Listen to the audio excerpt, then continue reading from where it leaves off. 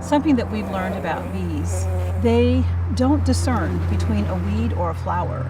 They're only interested in collecting the good and transforming that plant source into something sweet and delicious. The people that we work with, some people may see them as weeds, but we know that there is still something sweet and good that we can help to transform and have a better community. It was exciting to be able to offer a viable work experience for formerly incarcerated men and women who wanted to turn their lives around.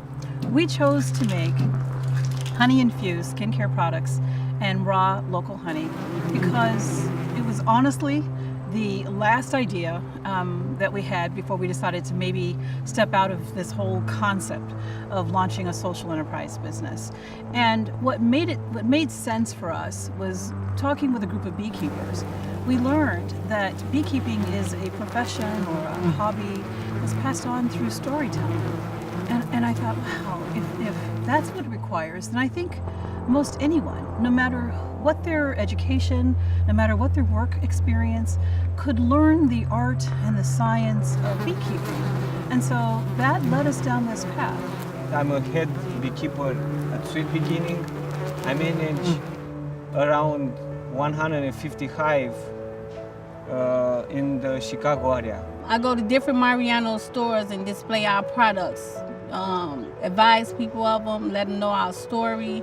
At Sweet Beginnings, I extract honey from bees, cut the wax off the top of it for the honey to be able to flow out of it. And you put it in an extractor and you fill it all the way up and it'll spin and throw the honey out of it and it'll pour out at the bottom. When coming up on the west side of Chicago, and a lot of times all I ever seen was drug selling. And the fast money, the pretty cars, the pretty girls. So I eventually ended up trying it. So that led me off into a little life of crime that ended me in the penitentiary. You know, we're defining success very clearly in three ways. First, it's the number of people that we're hiring. How many people are we able to engage in this type of work and then help them transition into permanent employment? So that is number one. Number two, it is profit margins. I mean, we certainly want to see that the business is profitable. Third, it's about measuring the recidivism rate. You know, what's wonderful is that through Sweet Beginnings, less than 4% of the men and women that have come through our program who have been hired by Sweet Beginnings have returned to prison. And that is true for the last 10 years. The national recidivism rate is roughly about 55%. Oh, the best part of Sweet Beginnings is that they welcome you as like a family member. They gave me a chance.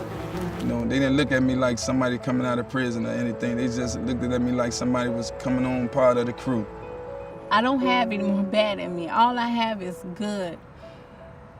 My thinking has changed. My heart has changed along with it. Sweet Beginnings produce honey from the hood.